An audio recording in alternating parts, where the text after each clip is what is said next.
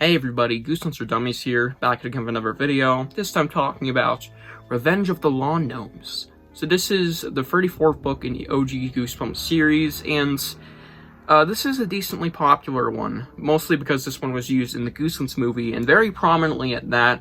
The gnomes appeared several times in the movie and had a giant battle scene. I thought the gnomes were good in the movie, but are they as good here in the book? Let's find out. Let's get to the blurb. And now for the blurb. Someone's been stalking in my garden. 2 pink flamingos, a whole family of plaster skunks. Joe Burton's dad loves those tacky lawn ornaments. But then he brings home 2 ugly lawn gnomes. And that's when the trouble starts, late at night, when everyone's sleeping. Someone's creeping in the garden, whispering nasty things, smashing melons, squashing tomatoes. You don't have to do the melons like that, holy shit. No way 2 dumb old lawn ornaments could be causing all the trouble. Is there a way? Is that possible? No shit, it's a Goosebumps book. Anyways, Revenge of the Lawn Gnomes is an interesting one. I'm surprised I didn't like this one more than I did, because this one was generally kind of iffy. I'm kind of mixed on it, to say. And there's a lot of good, there's also a lot of bad, surprisingly. So let's start off with my positives. So what did I like about this book? Well, Hap and Chip, the villains, the 2 main gnomes you literally see on the cover. Hap and Chip are legendary, kinda. I really liked them. I really liked what we got to see of them, and I liked their personalities. They're pretty goofy villains, as well as they're actually threats, too. They're not to be fucked with. And the army of gnomes in the basement is also a cool aspect. And the basement scene itself, I'm kind of mixed on, but I still really enjoyed it, even though some of the threats that they threatened to do to the kids were kind of goofy, you know, kind of stupid. I don't know if I really liked those or not, really 50-50 on that. But, you know, I still enjoyed it. I also really liked the ending. I thought the ending was going to be terrible, because I already knew what it was going into the book, and when I came across it, of course, you know, when I finished the book, you know, I found it to be kind of funny, kind of enjoyable. And not in a bad way, of course. Like, not funny in a bad way, like it's hilariously awful. And even then, that would be good. Because some books are so bad, it's good. But, yeah, the ending, Gorilla Winky, you know? Yeah.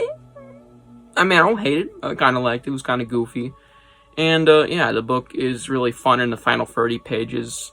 And it had some great threats, great literal threats, not great literal threats, you know, the threats that they threaten to do to kids. It's kind of 50-50 on that, but really enjoyed the final 30 pages. That's it. Let's move on to my downsides. So what did I hate about this book? Because I actually hated the characters. I actually really hated them. The main was whatever. The sister was really whatever. The parents sucked. Major McCall, you know, he was annoying as shit. His wife, what we got of her, was whatever. And Moose was pretty freaking bad. I did not like any of the characters here. They really reeked. Nope. Yeah, the characters just did not hit it, alright? They did not land the mark. I also didn't really like the first half of this book, alright? The first 60 pages are boring. Arguably pretty darn boring at parts, are very uninteresting, bland, lackluster are other words I describe them, kind of formulaic, because it really is not a living dummy, you know, it's not even interesting in that sense, too. It's a pile of shit, start of the book, alright. I think the ending and the climax and stuff pretty much make up for it, for the most part, because it's a nice reward after sitting for that horse shit, but still, it's boring, tedious bullshit with bad characters. It's also a slow burn. Another thing that isn't really a downside is the fact that the final, 30 pages that are after those 60 pages are fine.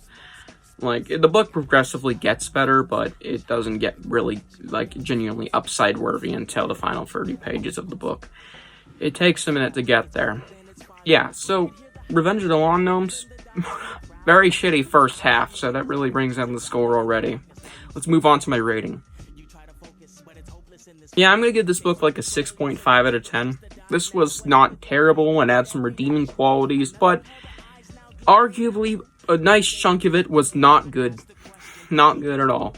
And the characters mostly sucked or were really bland. So 6.5 out of 10. It's a 3.25 out of 5 stars. So it feels high. I might move it down to 6 out of 10 in the future, maybe 5.5. But yeah, it's pretty darn interesting of a book. Yeah, so that's my review for Revenge of the Lawn Gnomes. Tell me what you think of this book below. Do you love it? Do you hate it? I know this was a shorter review, but I didn't have a lot to say about this book besides that first half sucked, climax was really good for the most part, and a couple of other things. But yeah, tell me what you think about it below, and I'll see you guys in the next one. Bye. You're numbed by the fear, turn your head and take a glimpse. Four sets of eyes close behind.